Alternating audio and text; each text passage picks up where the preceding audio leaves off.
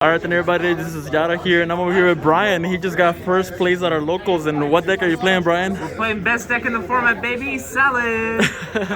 And he just came back from university and he used to top a lot and he came back and he topped once again.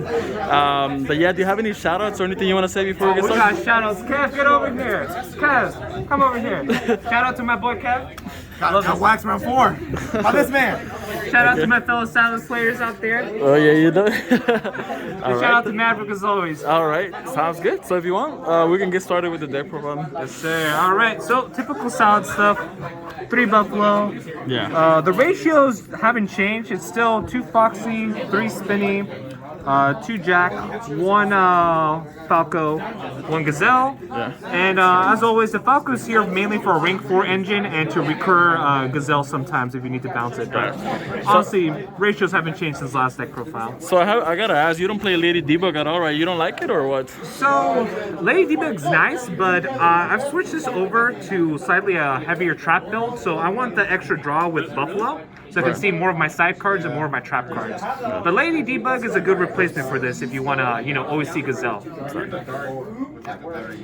Onto the hand traps. 2 Nib, 2 Ash, 2 Ogre, and 2 Imperm. So the reason these are all 2 ratios is because with the release of Crossout Designator, I thought it'd be best to limit these to 2 just in case, so I don't have like 3 dead cards in my hand.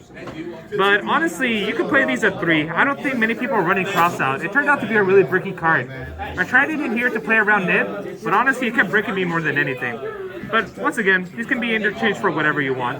What I would say though is that Ghost Ogre is the secret spice of this format, When you're playing it against Lyralists, if you pop their first XYZ, they have to commit more to the board and they can get Nibiru easier than if you hadn't popped their XYZ. So if you're on playing Ghost Ogre, I'd highly recommend it.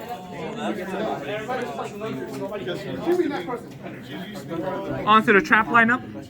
2 Rage, 2 Roar, 3 Gozen. So I switched over to Gozen for this format. Gozen's not that bad, especially with a lot of people playing the Utopic Future Dragon. When they go for that play, and if their deck is not based around that attribute and you Gozen them, then they're locked. So Gozen's a really nice addition that I like. Of course, this prevents you from going into the access code OTK since you're locked into fires. So you can replace this with Rivalry. But I like Gozen because more people are heavily affected by the attribute this format. We also got our boy IO. Oh, the best card in the deck, right? Honestly, I mean, it's going to get banned soon, so you might as well play while you still got the chance. 3 Desires to see more. 3 Side-End Mining to see Gazelle. I love the mixed rarity. You're following my footsteps. I like that. Yes, sir. One addition that I made is that I bumped the Chalice up to 3. Okay. Because for this format, we've been seeing a lot of side block through DPE. So Chalice, kind of like Imperm, will work on either player's turn, but Chalice will always be live. Imperm, your field has to be empty. So I switched 1 Imperm out for a Chalice, so I'd highly recommend playing Chalice at 3 in the deck. Oh, okay. We got the 1-ofs, we got 1 Sanctuary and 1 Circle, sadly. And we got 2 Will. I wouldn't recommend it at 3 unless you start bumping up your Salad ratios, but at 2 Will is fine because it's either an extender or it becomes Soul Charge. As for the side deck, we have Scythe, but we're summoning it the hard way. Oh, okay. So no Dagda, no nothing, right? The only problem with this is that sometimes if you draw Sanctuary and Buffalo, you have to make a choice. Do you want to activate Buffalo effect and accidentally draw Scythe, or you want to go for it? Obviously, we always go for it because we're good. We got 3 Twisters to deal with the back row. We also have 3 Anti-Spell. Stops all the stuff that would hit in that back row. We got 3 Lancia.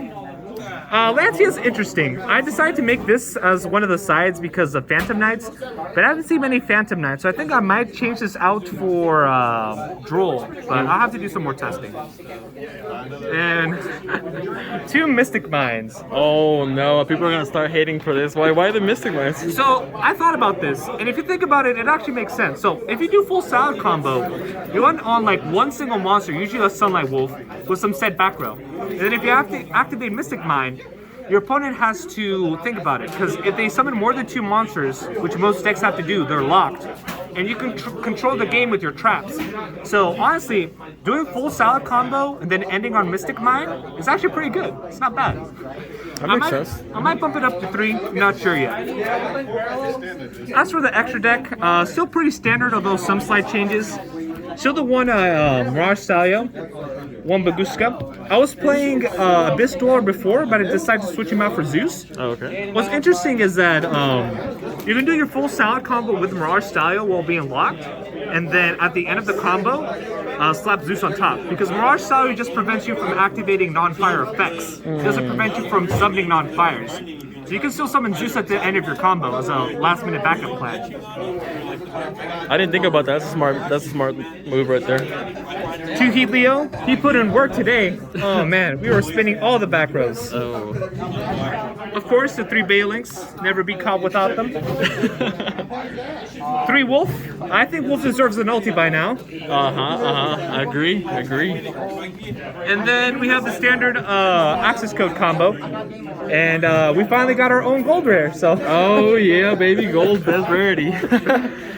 Oh man, but yeah, no, it's really fun games and really good to be back and see everybody. Yeah, do you think Circle or Gazelle could come back? I know I like to ask you this. Yes, sir. After much deliberation, I think they can. I don't think it would be that big of a deal. Because if Virtual World can have all Gazelles for every single monster, I can have 2 Circles back. Exactly. Yeah. So, all right, then thank you so much, Brian, for the deck profile. Then that was beautiful. I appreciate it.